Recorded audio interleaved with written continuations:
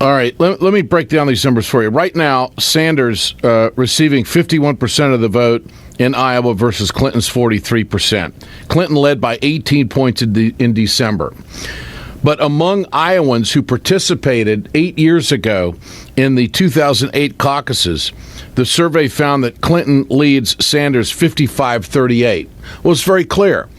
Bernie has tapped into a younger demographic that is engaged, that is willing to go along with his political revolution of going after Wall Street, making college affordable and free, getting people to pay their fair share. I was at dinner last night, and someone said, what is fair share?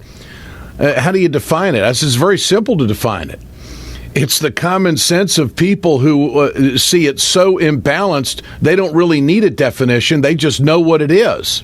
And when you have corporations that are making billions of dollars and they're parking their money offshore, you don't need a definition of fair share. They just simply know that's not right. And this is what Bernie's tapped into and ignited a younger demographic. Question is, John, is that younger demographic going to do the process of a caucus on February 1st in Iowa? That's the big question, isn't it? It's a huge question, and it's a legitimate question. And in fairness to Hillary Clinton, she has worked very hard. I saw, I went to the Jefferson-Jackson Day dinner out there. And when that dinner got done, I was over talking to a bunch of people. About an hour after the dinner was done, a friend of mine said, hey, you got to come over and look what's happening on the other side of the hall. So I walked over this huge hall. There was Hillary Clinton, still working that rope line an hour later, taking pictures with everybody. Now, this is a part of Iowa. Yeah. Because the people who are the Democratic core activists, the ones who always go to the caucuses, they expect something of a personal relationship with the person they're backing. Yeah. Now, what Sanders is trying to do is to literally bring a whole bunch of new people in. Now, I will tell you, those folks that come will be welcomed. Iowans are nice folks.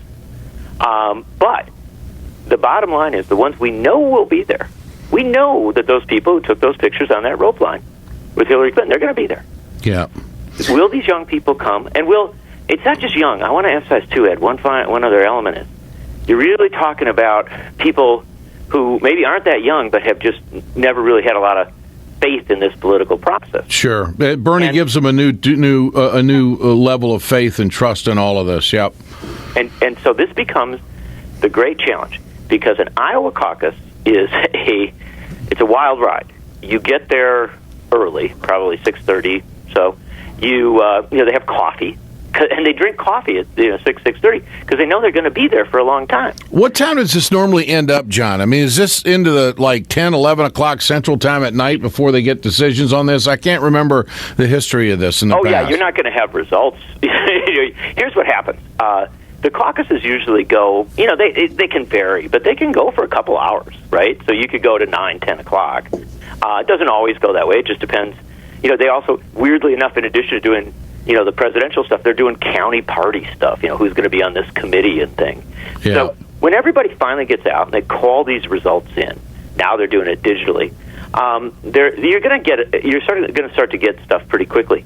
Here's the complexity of it, though, Ed. If it's at all close, you can't make a call too easily because there'll be what are called entry polls. Somebody's going to be out there, I expect, doing the opposite of an exit poll. An exit poll, you ask people when they leave. Now, that's not going to be useful in this context.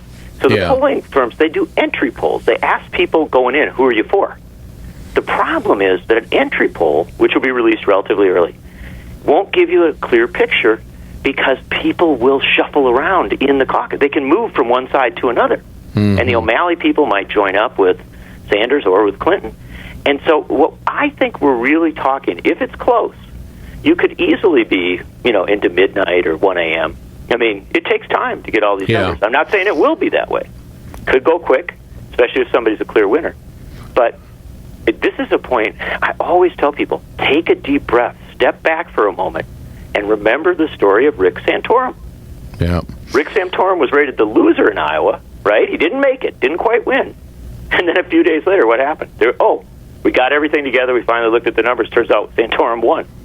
Interesting. And, of course, we've seen Huckabee win in Iowa too, and neither of them went further than that. So who knows? It's a temperature taker, is what it is in the early political season. John Nichols, always a pleasure. We'll see you Monday night on the News with Ed Schultz on RT. Looking forward to it. I look forward to being with you, my friend.